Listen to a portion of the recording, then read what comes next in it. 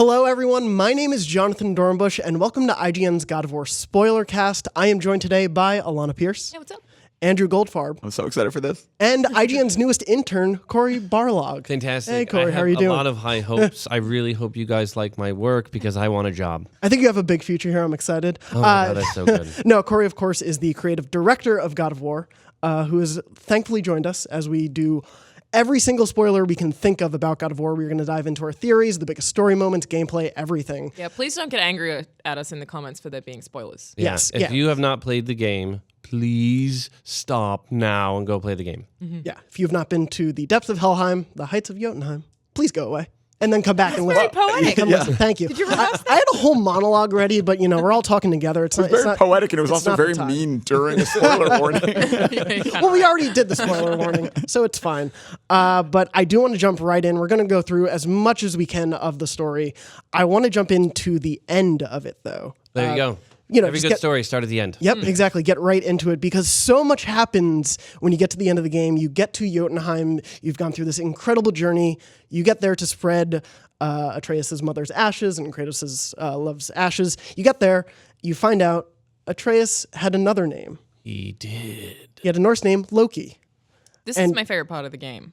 Is the very end, which is like, I understand a lame thing to say. It's like, the end is the favorite part. But I really like... Does that mean you didn't enjoy it all the way through? And Yeah, everything else was really bad. And I got there and I was like, finally, it's It done. better be good. The Loki reveal, but also the painting on the Yes. wall, which we will get to. As When the yeah. cloth blows, Wait. it's so well done. Oh, that. Okay. Yeah. I think that's my favorite moment. Yeah, me too. It's fantastic. We'll get there in a second. But yeah, so we get the reveal that his name, he could have had the Norse name Loki, which carries a lot of weight with it. It does. Cory, was that something that you guys had like sort of from the start? Did that develop as you were going on? I'd love to be so cool and say, yeah, Yeah. we totally knew that from the start. No, it was not part of the original plan. Matt Sophos and Rich Gobert, the two main writers on the project, had actually come into my office after about a year and a half, 2 years maybe, and said, I have a cool idea. And I said, all right, pitch it. And their pitch was exactly the line in there. He said, all right, so imagine they've just looked at the mural and they're walking back up and they've spread the ashes and they're coming back, and he says, okay, so one thing I don't understand, Mom was a giant, so that means I'm part giant and I'm part god. But the weird thing is on the wall, they kept getting my name wrong. They kept calling me Loki. And just that one pitch alone, I was like, oh, man, that's amazing. Why didn't I think of that? I was like, yeah, we have to do this. So it also just occurred to me that if it's written on the wall that his name is Loki, because this is the thing I've been talking to you the most about, Yeah. is how the timeline works. Yes. She Oh, you're digging presumably into that one. went to Jotunheim before he was born? Yes. Before? Well, Okay. Yeah. And then that's all written on the wall when maybe she had named him Loki originally, but that's before he gets his... Well, they had a discussion. So when this was sort of modeled after when my wife and I were expecting our son, we kind of had the discussion of, what will the names be, doing the voting, right? And I campaigned like hell for Han Solo Barlog, but it did not happen. I also liked Brom Barlog. I thought that was pretty cool. That's good. I like I thought, that. right, the alliteration, right? But I you thought went with maybe Chewbacca. right? Yeah. Chewbacca Barlow. Chewbacca would have been amazing, right? But that's like a little closer to like naming your kid Chalupa or something like that. So I don't know if she'd roll with that. Also, she didn't the roll. name, honestly. Yeah. Right. Also a very good name. But I thought I like the idea that his identity was sort of something that initially they each discussed. They each suggested a name, and she sort of assuaged and said, like, okay, we'll go with Atreus. But the reality is she always knew that the name Loki, this identity, was something he'd take on, right? That he would choose, right? He reached the end of the game, and now he's got this point where he sort of developed with the audience and with his dad as Atreus. But then he knows about this other part, right, from his mom that she's left to him. So I love the idea of winning any argument when you can tell the future. You're just like, yeah, that's fine. Call him Atreus. Yeah, it's cool. totally Yeah, going to be don't worry Atreus. about it. Yeah. I mean, it's so funny because, like, obviously, like, Atreus as a Greek name, I guess it registered with me that it was Greek, but I never thought anything of it until like the very end. Where I'm like, oh, duh, it is weird that he has that name. Like, it's like so funny. And like, honestly, one of my favorite parts of that moment is just the story of the Atreus that Kratos knew. I thought that was such a nice touch on the cap of everything at the end of this whole journey, that like the significance of that name is really powerful and kind of sheds light onto It's Kratos' basically backstory. a plot twist. Yeah. In a strange way that I was like, oh, what? But yeah, I think I do really want to talk about like how that timeline works though. So if she had just already decided it, she went to the Giants. And then I don't know who put the mural up there. The Giants did? Giants. Why? So the deeper story on all of this is that the Giants are kind of the artists, right? The craftsmen, the people who don't want to necessarily get involved in the wars. So the Aesir and the Vanir gods are always in conflict, right? They are the sort of Vanir gods are kind of the communing with nature, stewards of magic, hippies, right? And the Aesir gods are kind of, Hunter S. Thompson's Hell's Angels, right? Bikers. And they basically conflict all the time, and the Giants kind of get sucked into it. And when Brock and Sindri created Mjolnir, Thor went on a giant killing rampage, right? Because basically he had the nuclear bomb, and it sort of upset all the balance of this. And the Giants fled Midgard. And in their fleeing, they were kind of refugees in their own land, right? And they were holding on to this belief that Faye actually had told them she will be the Praetorian in Midgard, right? And let them know when it's safe to come back. And this is why, because all of this had been foretold, right? Because did anybody catch the piece right before you spread the ashes? When he's walking up and they see the markings, and Atreus comments on the markings? Which part specifically? Right at the end. Because there's so much stuff that happens at the end. It's like a lot. I made it fairly dense, but this part was intentionally meant to be a little bit deeper layer, right? So, in video games, we have something called visual language, right? Which is like yellow pipes, white paint, things that are indicating to the player that you can actually climb or interact with something within the world. So in our game, we have this kind of, markings that have little triangular designs. It's not exactly runes, but it's very stylistic markings throughout the game. And I think as you play games, you just sort of think, oh, okay, those are the visual language, right? Yeah. Faye walked the journey first. Faye put all of the visual language throughout the entire game. Damn. And at that one moment at the end, you see the visual language with her hand. Right, and he goes. Chills. That was what she did. So she is the dungeon master of this entire experience, really. But would she have had to do go in the same walk all through the mines to get up to where the bridge to Jotunheim was originally? Because for her, it still would have been intact, right? Yep. She would have just walked through that way. But that's how they originally fled. So all the Giants actually fled through there, but she knew all the things that were going to happen. So she was actually laying down the marker.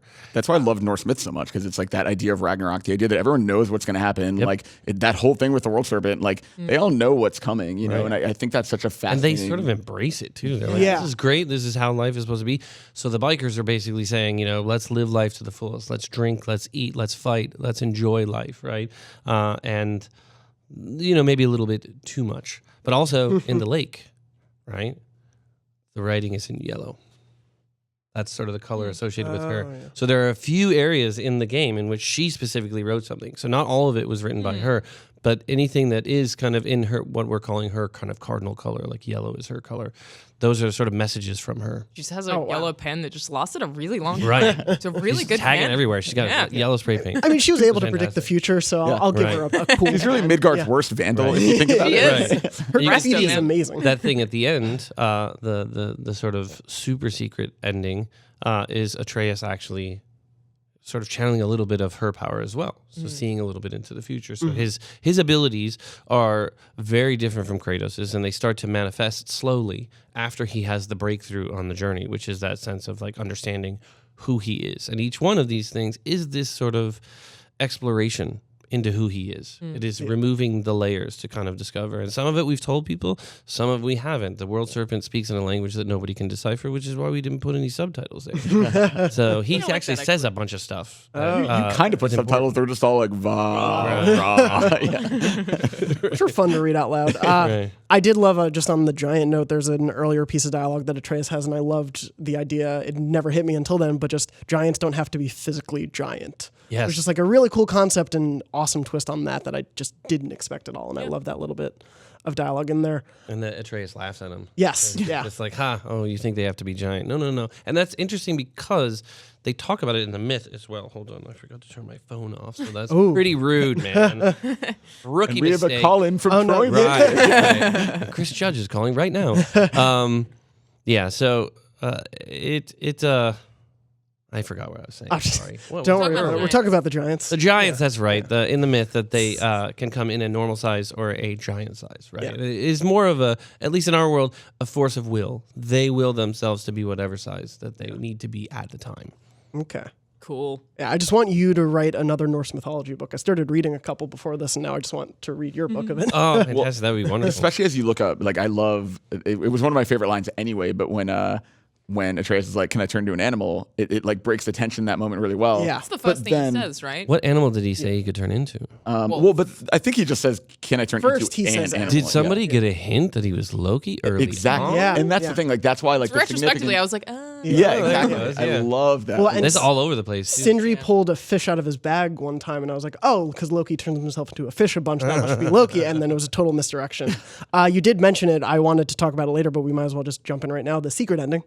Yeah. Because I had found that while playing in anticipation of the review and just texted a few coworkers, including Andrew, like, oh my God, please go to the house. yeah, Go if back you to the hadn't house. found it, like tons of us wouldn't have found it. Yeah. I sat in my room with my jaw dropped, just watching this whole scene. I couldn't believe that it was there, and I just loved this little touch. But you go back to their house, and they fall asleep, and then they wake up a few years later, and Thor appears. and Wait, even hold just up, the they power of that slept for cut. several years. That's what the cut. Yeah, they just slept the whole time. Yeah, So they're pretty good. Jealous. Yeah, I know. It was a vision It's a he vision, had yes. Yeah, because he wakes up after. Fimbulwinter actually lasts 3 years. So the preceding event before Ragnarok is, the 3 signs of Ragnarok beginning and then the Fimbulwinter beginning. So when Baldur dies at the end, the first drop of snow comes down for Fimbulwinter, right? And it's the first, he feels it. It's the first snow he's felt in, a long time. And that marks the beginning of the long winter. And at the end of the long winter is the sort of opening salvo of Ragnarok, the end of the Norse world. You really thought this through, huh? Yes. It's a little crazy. It was so hard for me not to ask people, did you go home? When they would talk about the game, because I wanted them to discover it themselves. Because we did put it in there. We did say, come, let's go home. Right. And he actually, I think he says son. He calls him son at that time.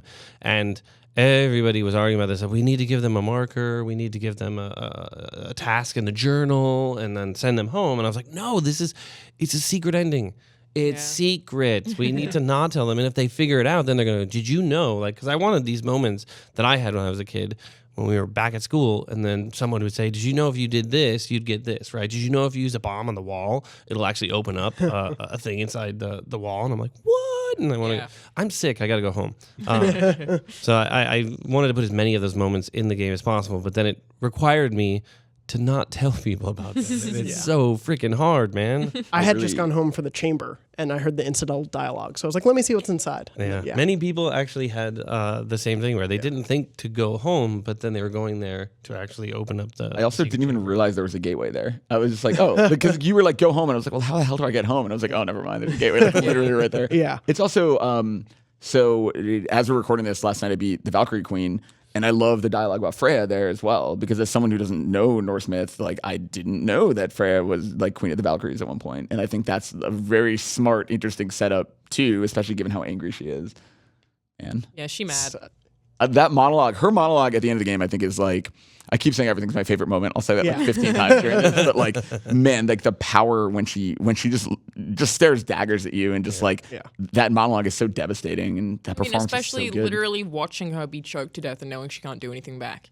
Even though she doesn't seem to want to, knowing she can't, it's just like, oh, she doesn't boy. want to. Yeah. Right? It's interesting because that was a really controversial moment during our playtesting time.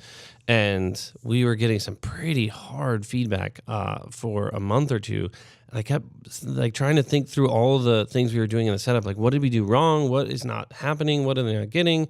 And then finally somebody had said, maybe they don't have kids. So therefore, that is not an inherently understood concept.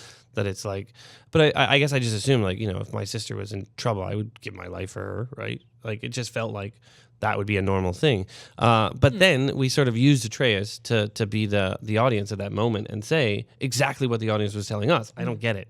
Why would she do that? Why would she let him kill her, right? And Kratos responding of saying, you know, it's her child. I would do the exact same thing for you. That's why it's a good moment, because it gives you context for everything that Kratos is doing for Atreus the whole time. Is that it's like, oh, you know that the reason he's doing this is this exact scene. Yeah. It's like it paints his whole picture perfectly without him having to have an emotional monologue, because that'd be really weird. Yeah, he just turns nice directly to- to the camera. Like, yeah, he literally gets to say it, but he says it about somebody else. So he Right. is Yeah. actually opening up to his son, but he's doing it in this sort of matter-of-fact way. It probably even surprises him a little bit. Yeah. You know, it's like that he's like, oh, wow, did I just say that? Well, and the evolution, like to those moments in the end where he is able to show that amount of care for Atreus, is so different from the beginning of the game, where he calls him boy, won't look at him directly, is staring away from him, can't put his hand on his shoulder to comfort him, but I'm not ready. yeah, but at the same time, he's so still willing. You see that care for him as a father to a son in the fight with the stranger at the beginning. Yeah. Which I think is like sort of one of the biggest True, opening 'cause catalysts. Isn't it the first time that you go into rage mode? I keep calling it. Yeah, it's during that when fight. he's threatening. He's like, who else have you got in that house? And I Yeah. think that's the first time it happens. Yeah, And you're stuck in the rock. the only time that you ever get it outside of like it actually being you filling your meter up is when someone's like threatening Atreus. Yes, yeah. I think that's really cool. You're like, yeah, dad mode. Let's go. But yeah, when they're on the top of the house, and he's Yeah. like, why are there two beds in there? Yeah. And it's Yeah. just like, ah. Also, like, that line is amazing. I just love that moment so much. which one? Why are there two beds? Oh, there? Like yeah. it's just such a smart way of like reminding you what's at stake and where Atreus is hiding. Like I don't know, that entire fight is just paced perfectly, and like it really for me that's like it's weird, but for me that's actually when the one shot concept really clicked for me too. Was like the immediacy of that fight and having to walk all the way back from it. Like it just feels really The fight's like so great. It's Yeah. just Dragon Ball. yeah, Yeah. seriously. So great. I love It it is. so much. Oh, it's so good. The original sort of pitch for that was, you know, Superman 2. Mm-hmm. They're just knocking each other against the bus and the wall. And I was like, that Punisher Russian fight in the apartment. I was like, we just need something that just destroys everything. But we really need to take it as far as we can, right? So Yeah. that instead of selling scale in the beginning and saying, take on a giant creature, the scale will be sold through the emotion, but also through just the absolute joy of having hopefully the greatest superhero fight you've ever had. Throwing a rock on a man and then having him break through it. It's pretty Right. great. Well, I love that fight also sort of sets the stage for so much of the gameplay and the story beats to come, whether it is like the rage mode, for example, or his desire that he needs to protect Atreus in all of those ways. Just little bits are that the fact that world is not stable. Like things can change and terraform Yeah. and alter throughout We the course. showed And- you the Yeah. blades in that opening Yes, sequence. yeah. So when he's saying it's You time can to see go, them. he's holding the floor door and saying it's time to go. And right as he starts to close, we pan down, hold for a little bit, and then continue as he closes the door. So we were actually at one point they were glowing a little bit, and it was super obvious. yeah. But you can see the fabric, Yeah. like just peeking out just a little bit. Well, on my second playthrough, I made it a point to look and be like, "Can you see him in there?" And I was like trying to edge it. I'm like, "Oh no, you just showed it there." Yeah. Oh, it's Showed right it- there. I Yeah, didn't- I didn't have Crazy. to. And everything that was a reveal at the end has an obvious when you know to look for it. When you find it, it's there. Loki's name is there in the beginning. In fact, so much there in the beginning. Really? It's His just- name is there. Oh boy! All right, we have to pause to go play the game again Right. and see all that of one these is things. That's deeper. crazy. Like that Yeah. one's going to be harder to find, but it'll be cool for the first person who finds that one. But Oh. yeah, well, All right, I Jonathan, you made have to go home. Yeah, after all this. right. Yeah, I forget the made rest it of the a point. show. Like I kind of messed up on 2 a lot with the reveal of Gaia being the narrator, right? And didn't set it up clear enough, right? Didn't have enough indicators prior to her sort of reaching out to Kratos, so that it was a little too abrupt, right? And it has always bugged me for years. It has bugged me, right? Because it was something easily fixed. So I thought, all right, if I'm going to do anything now, I'm going to make sure that there is always valid, like a valid sort of indicator for anything, so that you could go back and you could look at it. So much so that if we do a second game or a third game, you're going to go back to the first one and you're going to be like, oh my God, that was there. Right? I have so many things in there that are just setups for much later and much Oh, later that's- and That makes sense. really far later. So I'm a lunatic. Did you guys ever have Atreus die? You know how enemies can capture him? I never had him die, but I didn't know that either. they captured. Yeah. Can he die? Like, He can't die. He basically has sort of 3 states. He can get knocked back, knocked down, and knocked out. So those 3 states are sort of the degrees. That means that if none of you had him knocked out, you're all good parents, right? I didn't. You're all really good parents. But yeah, it's basically if you let him get grabbed by certain enemies too long, and he's asking you for help, then he will get knocked out, and you have to go and revive him. So it doesn't cut if that happens or anything. Nope. Interesting. One of the most stressful Muspelheim challenges, I'm pronouncing that horribly, I'm sure, is the one where it's like protect Atreus, or like Muspelheim. Muspelheim. There you Yeah, go. I don't pronounce it like that either. Yeah. Like only when people ask me how to pronounce it. Otherwise, I say Muspelheim. It's just so much easier to say that way. But no, there's right? that one of the challenges is just protect Atreus, and like all the enemies are going for him. And I was like so stressed out. I was like constantly like staring at him, like, oh no, my boy. I think I mentioned in my review, but almost from minute 1 of that game, anytime anyone would ask me about Atreus, I'd refer to him as, oh, my son was doing that. He was my son instantly. Oh, and that's I felt wonderful. that. So the reason I asked that is because I don't know if you're even allowed to comment on this, Cory, but trying to figure out what his abilities are as a god. Seemingly, he can see into the future to some extent. I don't know. You know how he has all those flashbacks where he's like seeing Freya, We're like hearing voices and Right? stuff. Yeah. and then there's the sickness as well. I don't know if that's a power. No, but I'm like trying to figure out how all If of he this can get works down into with what the he sickness. is. You know? Yeah. Okay. You So want me to if- break it down? Yeah. Do you have a if power can. chart? Yeah. I got a power chart. Let's refer to the PowerPoint I have. Wow, that really works out. So the sickness is a manifestation of kind of God puberty happening, right? It is his body trying to almost metamorphose into the next stage, right? But he's resisting it. Right, Because he his doesn't know. his dad's not told him anything, and he's kind of feeling like, is this wrong? Is something wrong with me? He feels like he's broken in some way because this is not something that is just new. He is hearing some of these voices, and he doesn't really understand it, and his dad's not too good at talking about any of that stuff. So think the he's great. sickness, yeah, so the sickness is a manifestation of that kind of, for Kratos, the manifestation was rage. So the human vessel, the god sort of essence, together create this sort of furious tornado, right, inside of him, right? And the manifestation for Atreus, because he's not aware of it, because he's not open to it, just manifests in sickness, right? It manifests in his body just kind of fighting itself, eating itself. It's like a disease inside, right? His ability is very much to contrast Kratos, right? Kratos is the guy who doesn't really have a good touch with his emotions. He also is not that great at listening to people. So his son is more empathetic, can sense the emotions, can also sense the thoughts of creatures. So that when he meets fucking gratitude, he love that knows so much. it's the most amazing Yeah. name ever. That when we did the table read for that was like literally the best moment in the entire table read.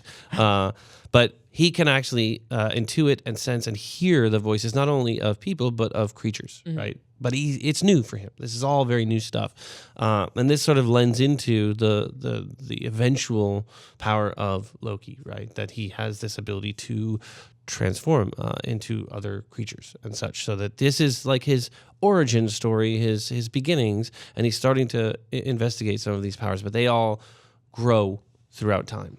So it's him like thinking he's hearing his mother at certain points. Him actually like making a connection with a point maybe in the past where she was in a certain location, or is he just hallucinating?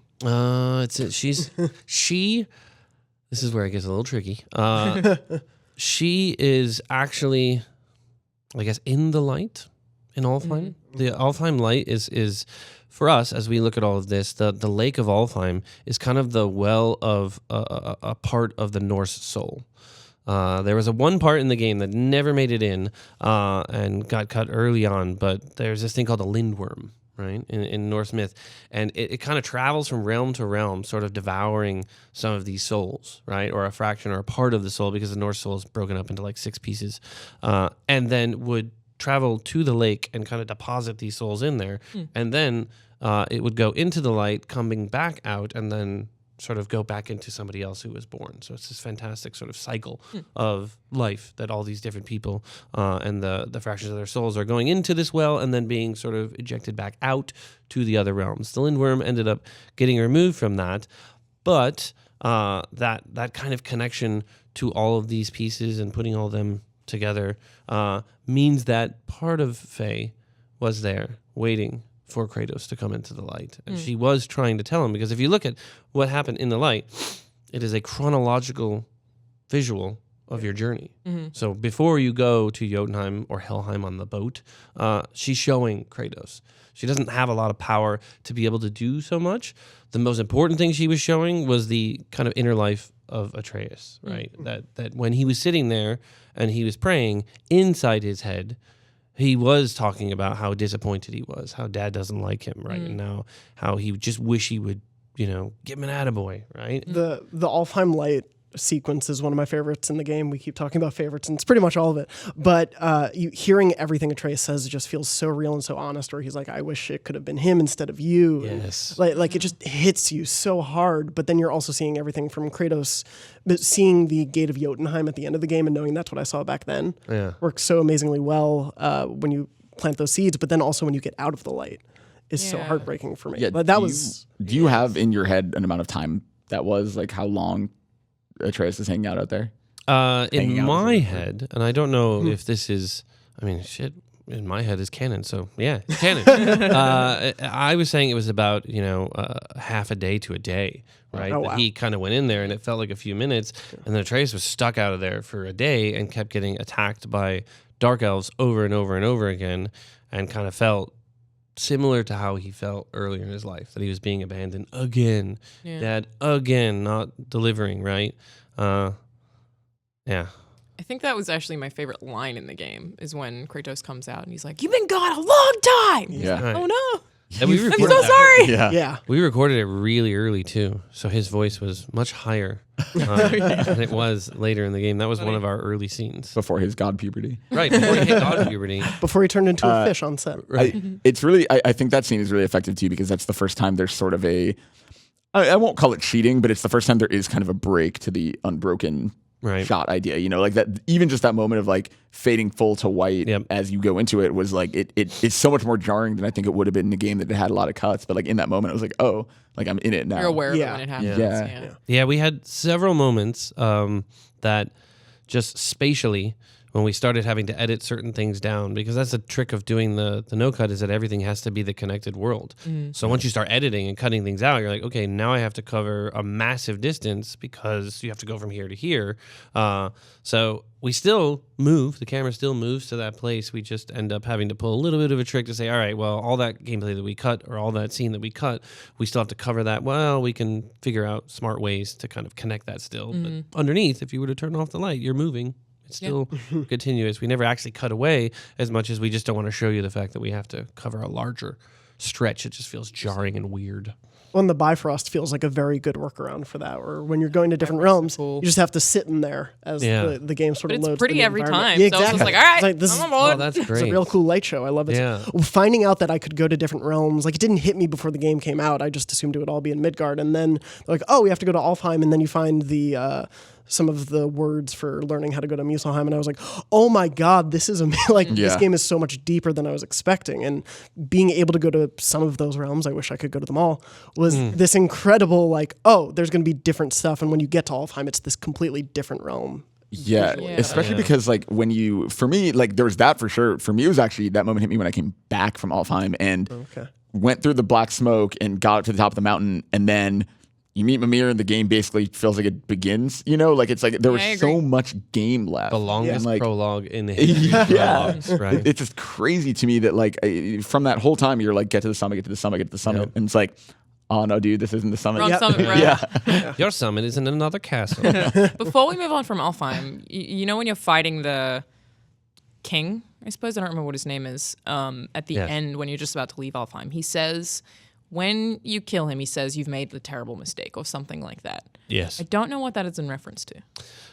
Okay, so there was a much larger story. Like Alfheim, it's a big level, but it was a lot bigger. I went a little overboard on that one. It's very pretty, so It is really pretty. And thankfully the team was smart, and they kept saying, okay, this is a little too big. We got to start cutting this thing down. And that was one of the first levels that went into development. So we developed that one the longest time. And the kind of high-level core story of Alfheim was there's a wall. Yeah, so you're basically stepping inside of the middle of a war and you have no context. And the context is coming in the fact that because Atreus can hear all these voices, he thinks he understands what's going on a little bit, but the reality is he can't place who is saying what, right? And the idea was to constantly keep playing with your understanding of the situation and the idea that because you step in the middle of it, everyone's hostile towards everyone. So you don't know who the good guy is, who the bad guy is. Yeah, I mean, I suppose thinking about it, it seemed like the elves are the jerks because they're killing all of the floaty people. The floaty Names people. I don't know. But then there's They're a all part elves. where you There's open... dark elves they are and light all elves. Okay, yeah. so well, the light elves are probably the nice ones. Though, but there's a part where you open a gate and all the light elves just rush in and completely don't acknowledge you. And then I was like, oh, maybe they aren't good. Like, that's really chilling. Like, Because they didn't acknowledge you? Yeah, They they just attention like... to me, damn it. They just seemed scary, just like Yeah. completely like strolling past. There is a line later in, if you go back there, I think with Mimir, and he sort of talks about how the war has been going on for so long, and the light, which they're fighting over, keeps going back and forth between the sides that no one really knows who's right and who's wrong at this point. And Like, they talk about how they've only known that war. Like, I like Yeah. that line a lot. They were like, it's been so many generations into war that like they wouldn't even know how to not be fighting that war, Yeah. which Yeah. I found to be like a crazy concept. And the idea of like, it's sort of the player's decision to determine, did I do the right thing? Did I do the wrong thing?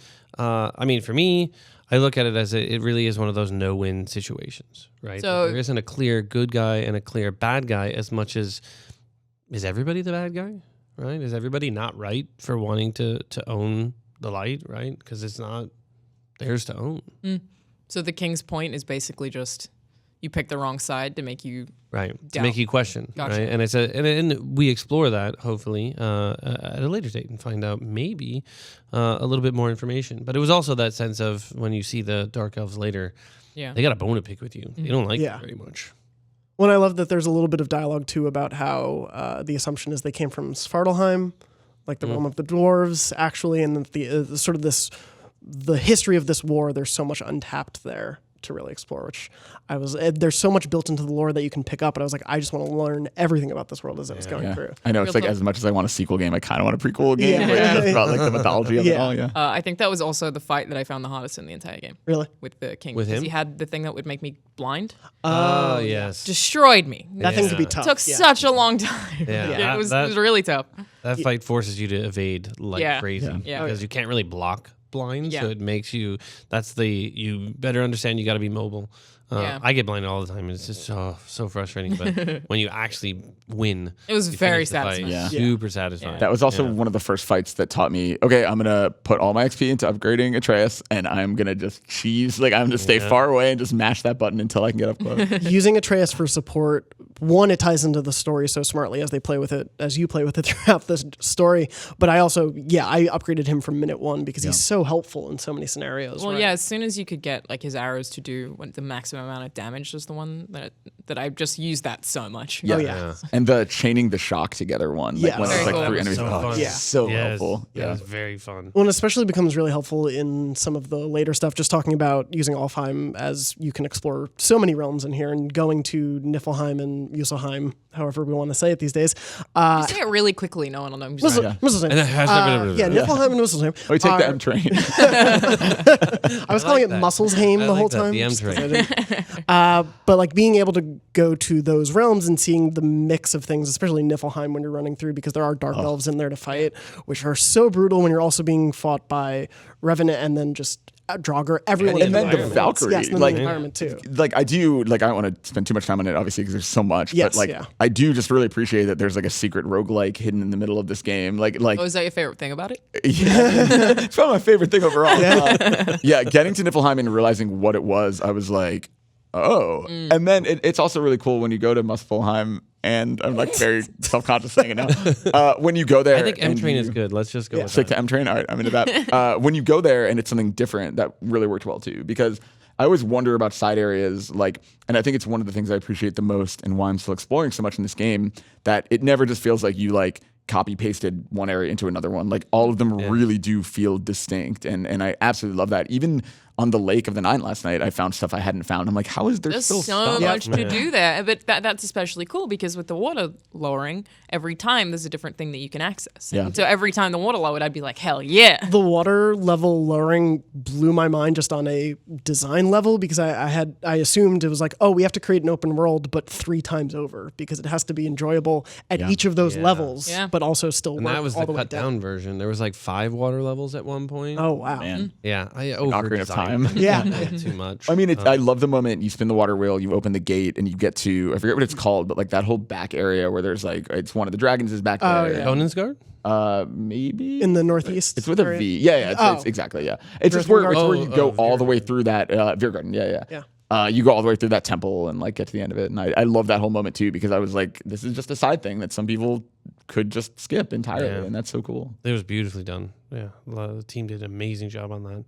I finished that area. I was like, oh, I could have seen this being sold as $15 DLC down the line. Yeah, Not to give true. you ideas of selling Right. the cool sides areas, but yeah, it was the layers of that open world too are just incredible. Anyway, sorry that we're now just gushing at you. Oh, that's right. So tell us more. But the interesting thing is when you talk about the realms, and this was a difficult part of the development process because there are 9 realms, and we wanted to have that kind of central hub that you could travel to these different realms, but we weren't going to do certain ones for this game. And trying to figure out the verbiage to tell people that it's never going to happen, super hard. Yeah. Because clearly we still fail because people are like, it sucks. Why can't it go to Asgard? This game sucks. Right? I think you were the one who pointed out, it's like, Odin has blocked this. It'll never This happen. rune will never work. And I was like, oh man. Oh, we literally got to that I point, believed right? it. As soon as I read it, I was like, Oh, good. see, All right. So I held maybe out that hope. works. A little bit of me was like, oh, that's pretty clear language, but part of me was like, maybe it'll open at the end of the But then game. you're like, Maybe. hey, the tower was missing. Yeah. Yeah. Right? yeah. I mean, is that like, obviously I understand if you can't confirm it, but like, did you consider DLC expansions, adding a realm or something? Like, is that something you want? I don't know. For me, I loved The Witcher's DLC, right? And I mean, their DLC was longer than my first game that I ever did. It was ridiculous. But there was something magical about this idea that what you're getting on the disc is the whole game, right? That there is still other stuff that we would love to explore. Now, whether that ends up being in the next game, or like I said, I don't think there's any plan right now for any DLC stuff, but you know, something to look into for sure. But Yeah. I wanted to make sure that we didn't end up saying, well, let's cut off 20% of the game and then sell it to you later. It's like, nope, this is the orange box of God of War, right? Everything. Every single thing I didn't have to cut in order to make the date or the schedule. I mean, it's like the same thing with photo mode. Like everybody's like, why isn't photo mode in the game? It's like, because we're making the game stable. We were literally down to the wire when it was like, disc was due, we're making changes, right? Even since launch, there's been updates almost every day. What's that? Even since launch, you guys have just been addressing like clear listening to feedback, which has been like the subtitle finally being bigger is something I'm very thankful for. Oh yeah, I had to wear glasses while playing it. You know, that's fascinating because we never got any feedback during the entire thing. And I guess it highlights perhaps a flaw in our testing methodology because everybody plays at a desk with a monitor right there. Yeah. And they're all kind of playing there. So that didn't give us a good thing. And then I have a really large projector screen at home. So I don't really have I'm not a good use case, right? But I would take it home all the time. And then, you know, I sit fairly far from my TV at work. But I never noticed it, but I also didn't need the subtitles, which is not like some True. I'm awesome or anything. It's just more like I didn't look at them for that use. I mean, you also know what everyone's saying, right. So you're That's what I'm fine. saying. So I was not a very good tester for that, but I still take the full responsibility that I wasn't even thinking like, oh, we should make the subtitles bigger. It's just a bummer because I missed so much of the nuance in what the World Serpent was saying. I feel like I would have gotten All those ahs that you didn't hear. Yeah, it there was really. like 4 ahs, 1 ah. I don't really know. I kept them off the whole time, mostly because I have this tendency to not really focus on the game when I'm just staring at subtitles. But there are so many great performances, and we were touching on it, like when you get to that Jotunheim first gate and you assume you're going through of Mimir, who's one of my favorite side characters in a I game like him a recently. Like his introduction to is so great, and that, like you were saying, Andrew, that feels like almost a new start of the whole campaign. And so much happens. It from is. there. It is the false ending that a lot of people warned me that you're just pulling away the finish. Why are you doing this? I'm like, that's what adventure is. Well, I It's do never think over when there you think it's can be over. games where that's annoying and that you feel like you're getting towards a climax and then you're like, oh, you're kidding, you have to go here. Oh, you're kidding, you're telling me I have to go here. But that happened so early on that it never felt that way. Yeah. And you when you're going through the mines, you see tons of things that you can't interact with, so you know that there are abilities that you still have to get. Like you're like that whole journey is like there's more to learn. Yeah, and it doesn't feel cheap at all. I don't think like, so either. I feel like That's good. And it's Good. also like based on who Mimir is when he's like, oh, then this isn't the tallest peak, you idiots. Like I really like that moment. Like hit really well with me. What he adds to their banter, like what he just adds to when you were going around, because Kratos and Atreus are like genuinely funnier than I thought they would be. Like there's so many moments that I just absolutely adore when they're in the boat. awesome. But adding Mimir to the mix is like perfect. Yeah. Yeah, head. Yeah. He wasn't always going to be hanging on the belt and talking, right? He was going to be in a bag. And I was at one point I realized like, no, this has got to happen. Like he's got to be there, and it's got to be when you're just standing idle. He's like looking around, right? And he's just able to talk at any time.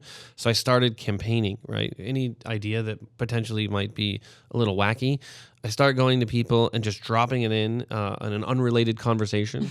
Like, I don't know, maybe he's on his belt talking or something like that. But let's talk about something else. But how's your coffee? Do you need anything? Right. And I bring them something really nice, and then I talk about it. And then eventually, I've talked about it so much that it's just sort of normal when I say, okay, so the head will be on the belt the whole time, and it'll be talking, it'll be You didn't have to around. pitch it in a meeting room. It Right. just kind of happened. Right. Very I realized smart. I that love the that. social engineering and the coalition building was the way to go for that one. I For was- family members, I do that too. I get it. Yeah. I was so obsessed with watching his lips during cutscenes, and it made me so happy that they synced up. Oh, Like, me too. I paid Yeah. attention to that. Oh, I was yeah. I like, just but do his absolutely love lips that. I move spin the though? camera when he's talking just to check. I'm like, yeah, Big there we question. go. If Mimir had not been on the top of that mountain, would they have just not known that she meant Jotunheim?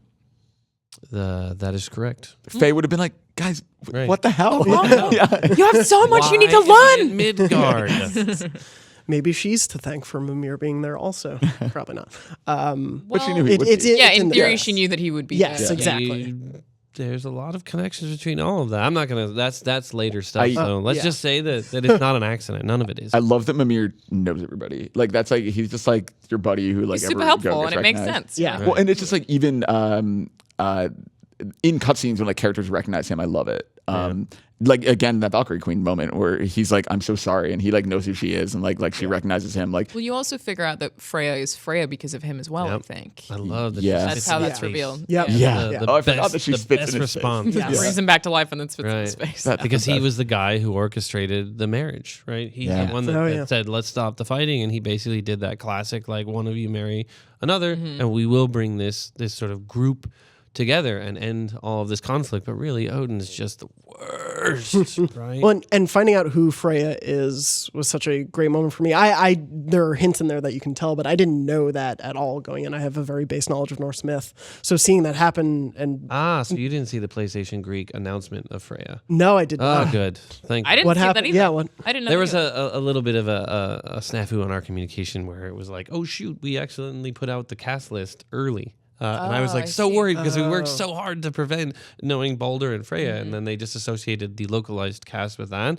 You know, total like just missed it, but like thankfully nobody got it. It was like the blades being revealed from the ESRB, and I was just like, man, I was storming around the office, slamming doors, like, what's going on? I would think a lot of people don't know that though. The question I've They got don't. probably more than Yeah. anything is there more than just the axe? And I'm like, you'll have to find out. Right. Yeah, people keep Which there's asking. literally no way to answer that without pretty much indicating that there's going to be something. It's Well, you could say yes though, because you're like, yeah, you got a bow also. You Yeah. got Right. arrows. Your yeah, that's shield what we is tried pretty to helpful. say. You got the kid, you got the guardian shield. I think the blades are the thing that are the hardest to talk to someone who's early in the game when they're like coming in there. Oh, I'm up to this point, and I'm like, what kind of equipment do you have? Like it's like a thing where like I want to talk to them about Someone, it. like, I was just talking to someone on Twitter who was like, "Oh, I really like that there's enemies that can only be fought by punching them." I'm like, "Yeah, that's what Yeah. those are. Yeah, only by punching. Yeah. Yeah, Only by- definitely." I also the entire office's minds were blown when we got the Stonemason edition, and it comes with shields as like a little DLC. And we redeemed them, and there's just a shield menu that wasn't there for the whole Wait, really? Yeah. Yeah, it just adds a menu for Yeah. shields. Oh. Yeah. They're just cosmetic as far as the menu shows, but yeah, there's just a bunch of shields you can also have, and I was like, oh, cool, I'll change to one of I think these. that's like a piece of armor that I put on that's just like a t-shirt, and I was like, look at him just hanging out in his t-shirt. Like, it's like, gotta take that off. Is that the blue defense armor? Yeah. I love It's that. really good. Yeah. It was like, I just put a shirt on him, and now I feel bad. What armor were you guys using? I don't know. Yeah, I was all stats based. I don't even look Okay. at the names. I'm like, give me When I mean, like Endgame, I've been the Valkyrie armor Yeah, since I got it. Yeah. I think for most of it, I'm trying to remember because now it's been so many hours since I had regular I armor. was just Yeah. trying to prioritize vitality and cooldown. And Got a it. lot of Yeah. armor takes you cooldown. Okay. yeah. knows? Once I got the Nice. I always go for the cooldown build. Yeah. Oh, it's You Everyone's need it. like, why are you doing that? Go for the strength build. But I'm like, I just like everything to refresh quickly. Yeah. Right? I Yeah. want those arrows to be almost immediate Yeah. because Yeah. the initial build for Atreus was me just begging them, like, I want 6 arrows and I want to be able to rapidly fire all of them, right? And they're like, we're never going to balance this. I'm like, I know that, but I just want this for a while and then we'll see what we can do with it later. I think I got I forget what the first full armor set I completed. I finally got the Traveler armor. Traveler and I was armor's using so that for a good. little bit. Yeah. I just like the way that one looks. Oh, it's so cool looking. I know there's some where I'm like, I want to use you for the whole game because you look so cool, but Right. it's like a level 4 or something. Like it's just not as good. I stuck with chest guards so often where it's just the strap because I was like, had that too. it was weird for me to see Kratos in just full armor.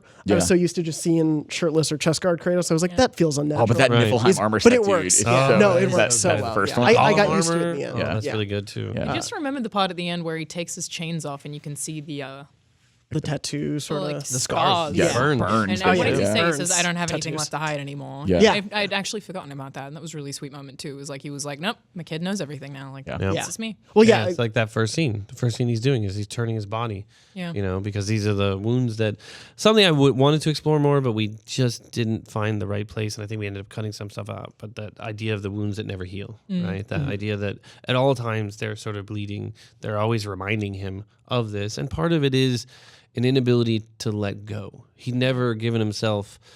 And I realize it seems weird to giving himself a pass, right? And it's not to say that he was, right for doing anything that he did, but he just keeps punishing himself. And that inability to accept that he's a monster, but he's not a monster that has a puppeteer anymore, right? I mean, that's And that's even a theme in the first 3 games. It's just like him being a monster and being like, but I don't want to be a monster and just constantly Right. trying to find redemption. And it's not my knowing you fault, can never find right? it. And it's other people. And if you just erase my memory, then I won't be a monster, Yeah. right? It doesn't change anything. That stuff still happened. Yeah. Well, and sorry. Oh, I was gonna say a moment for me. The moment when they're coming up the elevator. I think it's when you finally get. I don't remember what you're looking for during that point, but the when you find the wine. And yeah. I like you're that. drinking the wine from the elevator. Out of Tears Fall. That's what it is. Man, that moment is so touching and perfect. Like that's such an authentic father-son moment. And I think might literally be the only time Kratos laughs in the game. Okay, that's also the one part where I was like, "Oh, that's my dad," because my dad would drink beer and then he would do that thing. And when I was a kid, I would like be great. drinking like lemonade or whatever with him, and he would make me do the thing right afterwards. And I was like, "That's exactly what my dad does." And then you looked at the really cup sweet. and it was him like murdering. Dad, no. I added that one in actually on the set because my son had done the same thing like Yeah. a couple of days before, and I was just like, "Oh, that's so sweet." And I think some people are like, "I don't know if that's gonna work," but it ended up like I think being really cool because Yeah. it gives you that lighter side of Kratos because he does laugh actually earlier. I don't know if you heard that boat lore where they're driving around the boat and.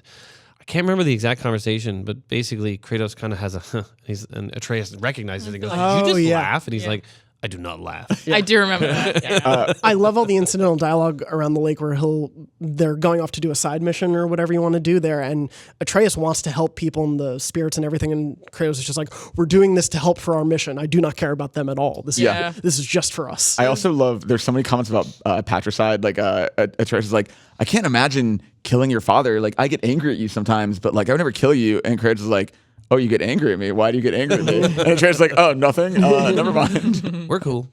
There's a part where I think he's talking to Brock and Sindri, and one of them's like, "You're not very talkative, are you?" He's like, "No," and then just walks away. And it's like, so good. The way he reacts, we haven't even talked about them at all, but Brock and Sindri. And the way they're introduced and their banter back and forth, even if they're not in scenes together, works so well and is just this amazing. There's a deep story to the two of them and their relationship, Yeah. but it's played in the background to a certain extent. Yeah, and they're really good comedic relief, and it timed really well. Like Sindri, like vomiting. Yes, him holding the axe like I don't want Like- this. No. Yeah. And Yeah, the that- moment they reunite is so powerful That's and, really and nice. great too. Yeah. That was Talking crap about each other, but every time they're like, "Show me the damage that he did," and they're like, "Oh, it's actually pretty good." Yeah. Damn. but I'll fix it up better. Yeah, even a blind pig farts out a truffle. Yeah. Yeah. I think that's like exactly what he said. He really nailed that. Andrew memorized all the broth. Yeah, I only know broth line. That's all he says to me. The beginnings of those two characters was the idea that, the Resident Evil, what are you buying, right? So it's like we have shops all over the world. I was like, but we need to have a story of the shops. We need to actually impact the characters. Their story needs to be something that actually acts as the cautionary tale to Kratos and Atreus, so that everybody they meet is reflecting back at them some kind of lesson if they're open to it, and that they will have, thanks to Atreus, a positive impact on these two characters, right? Because they are so intrinsically connected, because the Leviathan was created by both of them, because they're almost like a little extended family. They're nice uncles. Uncles. I know Uncle Brock. I know so little about dwarves. Like I have like very like cursory Norse mythology knowledge, but dwarves are like by far the thing I knew the least about going into this game. I find it really interesting, the idea of them traveling between realms so easily. Because obviously like they give you access to the gateways, which within a realm allow you to sort of fast travel, but like you still rely on the Bifrost to go between realms. Like what is the mythology behind dwarves traveling so easily? This also connects to gnomes and dwarves, and this idea that in some of the stories they would show the gnomes or the dwarves run behind a rock and then disappear, and they wouldn't know where they went. So we sort of take next steps of how we're interpreting the realms, because the realms are all basically, 9 realms that look very similar to this on the same sort of space, and then you move between them like dimensions, right? And they are just able to, without the use of a Bifrost, move between these realms. So it's springboarded from stories from the myth, and then we're just kind of folding it into the way we are interpreting the kind of 9 realms in the Yggdrasil. I also just totally bought it when they were like, yeah. we can do this. I was like, Yeah. Right. Yeah, 100%. And that's my thing. Simple. Like, it's like good because I need to sell this crap that I picked up. Yeah. But Really part of it glad you're also around. was that was the original design. So the original design was that anywhere you went, you could move to another realm from any point. So you'd be standing in one place and you'd have like this little lens maybe, and you'd be able to see, sometimes you'd just be able to see into the other realm and see sort of Guacamelee style, where it would be like multiple puzzles that you can move between realms to solve these puzzles. But it proved to be a really large loading problem that we were like, all right, well, we can't tackle that now. This is cool, but we need to look at something more realistic that we can solve now, and then maybe stand on the shoulders of that and start to look into how can we make this even crazier. Yeah. And taking the Bifrost feels so significant. Like I wouldn't. I like that moment. Like I like the reminder that like you are traveling to a whole different place. Especially like the first time you see Helheim is crazy. Well, and then it's used for very good story beats too, where it's Freya is trapped and she can't go to Alfheim when they first travel, and like that hints at why she's stuck there and all that. But you It's don't also, know. she's being like pulled back, and she says, just make sure you don't.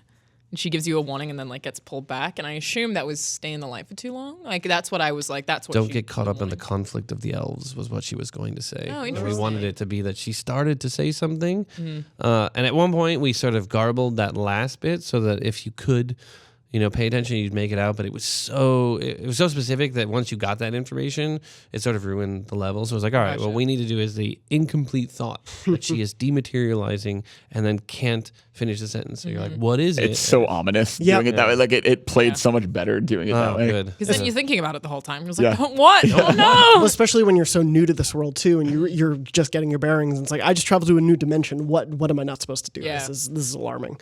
And then you just do all of it. Yeah. Then you kill everyone. Yep. You really get quite not great. involved. But what I do love is the relationship that Kratos and Atreus have with Freya as it goes on, especially because they come back to her before everything goes down at the end, because Atreus needs saving when he gets sick. And so much of that, we talked a little bit about getting to the Blades of Chaos and all of that, but I think that whole sequence of saving Atreus and needing to go to Helheim and all of that is so powerful. And I think a lot of the moments where the one shot is used most effectively for me.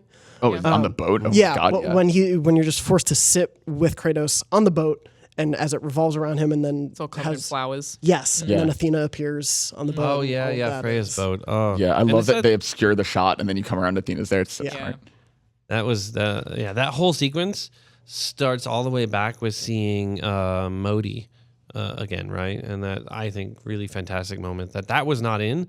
We needed to rearrange a bunch of stuff in the game. So that second encounter where Modi shows back up and then Atreus tries to help Dad by raging out, right? And then he's not ready for any of that. And that's when he kind of loses consciousness. It's a nice little twist on the concept of Kratos gets angry when Atreus is in danger in the beginning. He goes to rage mode when Atreus is in danger. That's his button.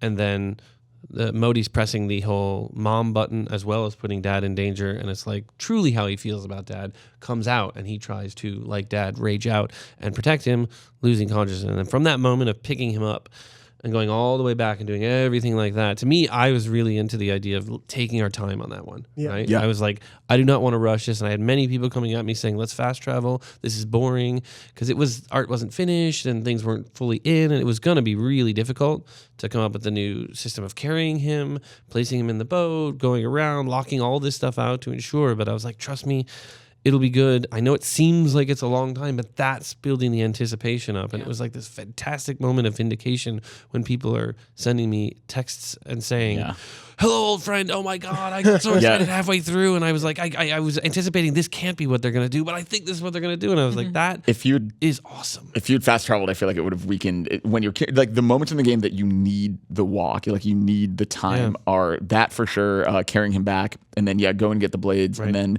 when you have to go all the way back up the mountain with him when he's being a little shit, when he's like just like getting like cockier and cockier. Yeah. Which I love that that's built out of the story too, because it feels so natural, where he won't always respond to your button presses for the arrows at first. He's kind of angry because he's a god now and understands everything.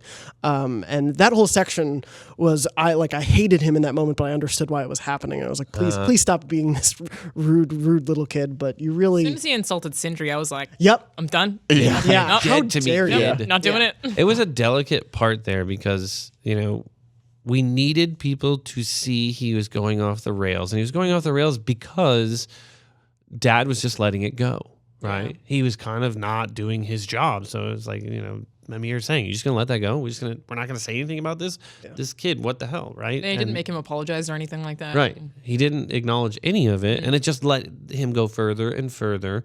And that moment was going to have more sort of ornery, defiant Atreus, to where if he'd pressed the button, he wouldn't respond at all. And we ended up pulling a lot of that back because it started to become like you just got some new mechanics and he's not paying attention to anything. And then immediately afterwards, he pays attention during the puzzles.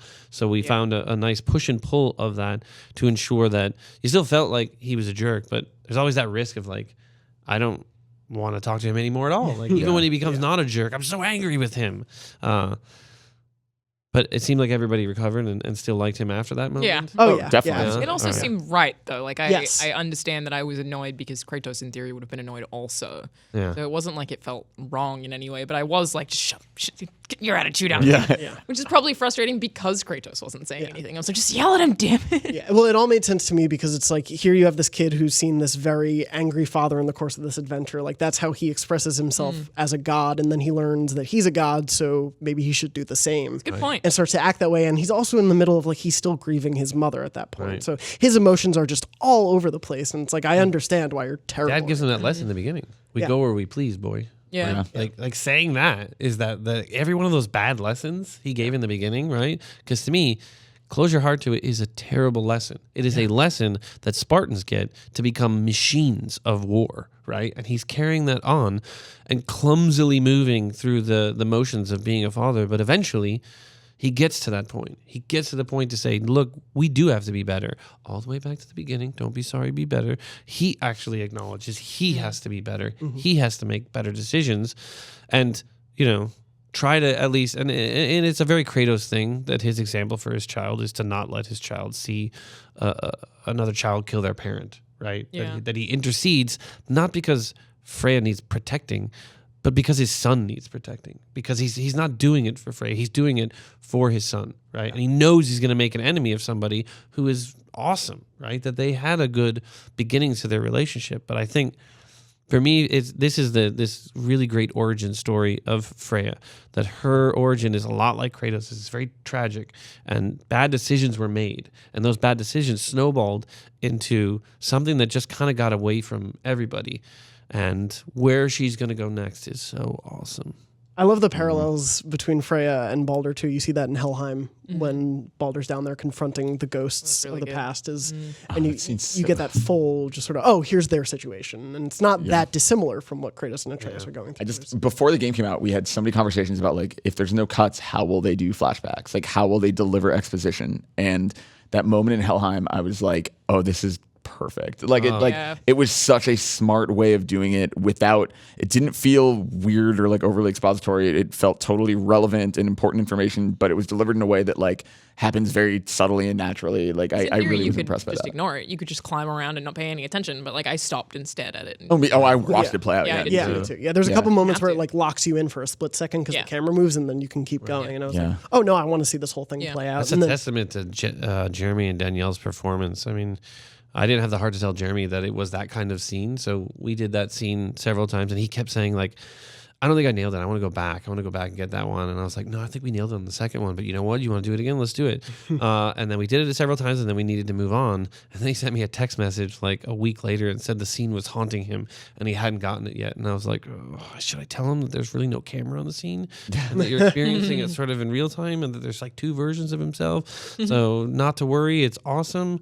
And I just said, hey, if you want to redo it, we'll redo it when we go into the set the next time. And then thankfully we talked about it a little bit more, and he was like, you know what, if you say it's good, then it's good. And it was really good. only 100 takes later. He's the David Fincher of actors. He just needs to really get it right. Yeah, I mean, they all are amazing, amazing performers that gave so much to this game. I mean, every day on set with them was an absolute joy, and they pushed so far beyond what I could have ever expected or asked. I was very, very fortunate. Well, especially Christopher Judge as Kratos getting across so much with so little and so few words. And in moments when they're in Helheim of reliving the Zeus fight and Atreus sort of understanding what it is, but willing to move past it. And you get really I felt like the growth of Atreus that happens post this crappy period of him being rude to you. That moment really sort of is the catalyst for everything that happened after into the final fight and all of that stuff. And I love the evolution that starts there. Yeah. So we still haven't spoken about if in the image on the wall, if Loki The image on the wall kills Kratos. All the way at the end. Yeah. Thoughts? Yes. I think it is very open for interpretation depending on what you guys want to do down the road. But for me, he is holding, it looks like Kratos' body as the snakes come out of his mouth. I assume it's an accidental murder. Like if he kills him. Kratos style murder. Exactly. He didn't mean to do it. And it does continue the cycle to a certain extent. What happens after that moment, I don't know. Corey is just sipping his coffee and as we go on. But yeah, that was my feeling. Was that maniacally tenting my fingers.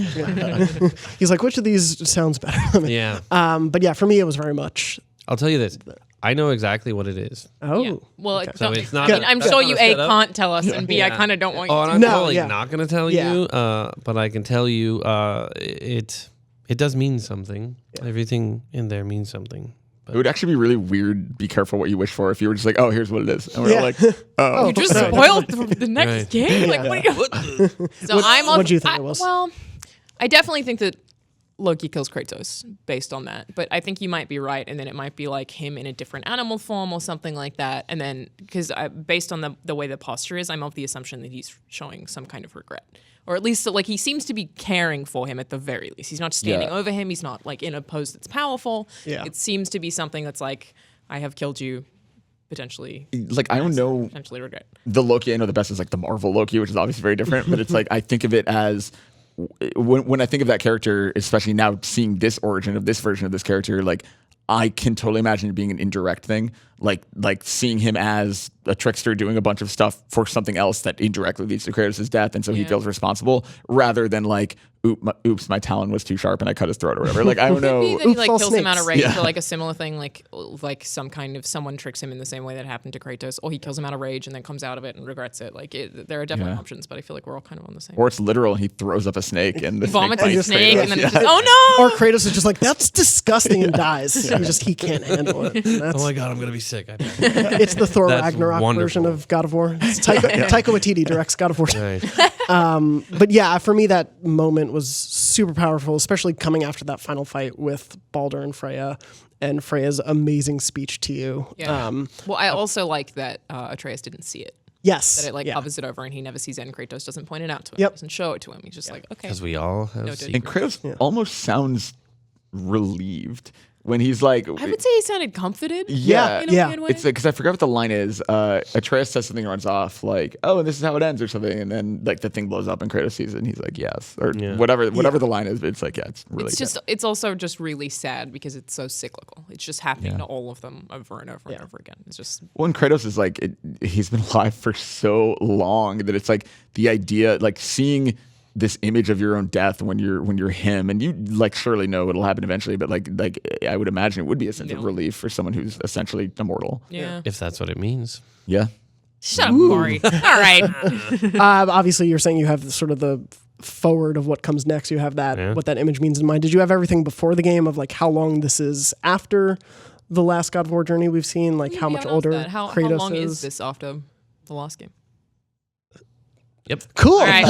Anyway. We've been pretty specific throughout all the development of God of War to not commit to a date or any time periods. For me, I wanted an expanse of time from 3 to explore the rock bottom of Kratos, right? So that what happened before this is a really cool story, something that I've sort of laid the beats out for, but something we're not really talking about today. So that when you kind of see that story as it folds into him arriving in Scandinavia and meeting Faye, all of that is a really awesome story. But for me, a lot of people say, why didn't you tell that story? And it's chronologically, it fits beforehand, but it is way more interesting to look back on that when you find out her power and control. If you find out who she is and you find all that information first, this story doesn't work as well, right? This reveal and this sort of bonding between these two characters. But now, looking back on how he got there,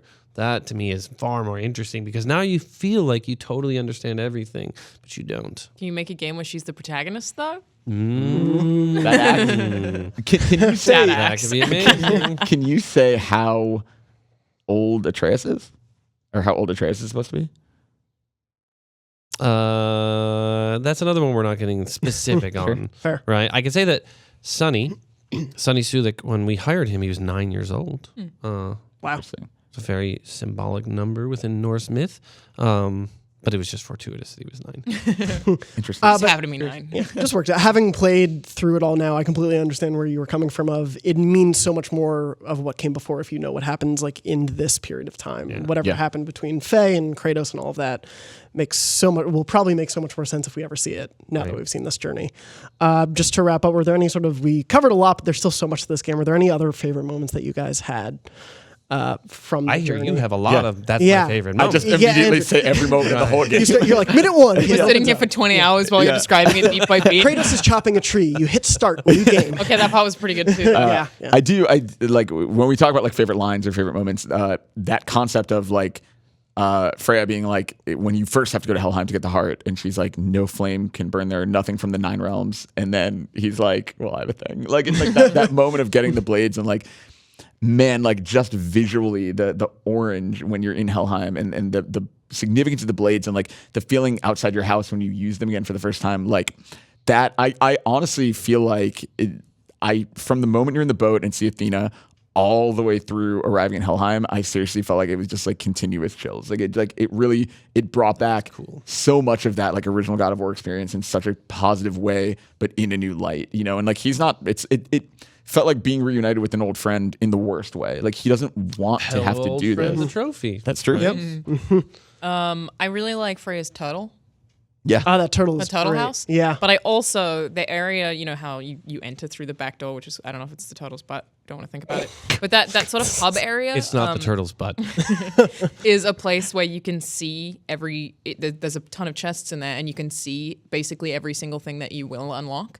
So every time that I had to go to that area, you know, go with the boat and then get up the lift, every time I went there, I was like, ooh, like what am I going to get next? Yeah. And that includes like every time I would find something, I would be excited to go back to that area to use it to unlock whatever was next. And Yeah. I liked that a whole lot. The underground of her area Yeah. tue. The Like you Witch's use Cavern. when you finally get the Hellfire fire and you realize you can unlock more stuff down there. I was like, oh my God. It's really cool how I think you pointed out earlier that you see stuff and you're like, oh, obviously I'm going to know what to do with that at some point. But that area is so concentrated with so much to do that finally clearing it out. The magic really seals too. I like that. I think Atreus says something when Kratos walks up to it and is like, you still don't know how to open them, do you? And it's seemed like a slight. It seemed like he was upset about it. And then he figures it out and it's super cool. But that even just the way that everything is peppered through the world, I really the beginning when he still can't figure out how to open that door. Yeah. Quiet boy. Yeah. Yeah, the interaction between the two of them on just the gameplay level and how that plays into their relationship, I think works so well throughout the whole game. I also loved there's just a small moment in the mountain where they light the candle that flies up,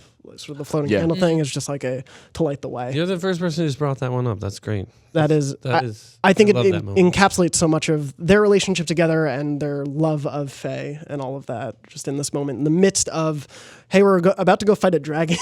We're going through all this crap, but just take this moment to remember her. Yeah.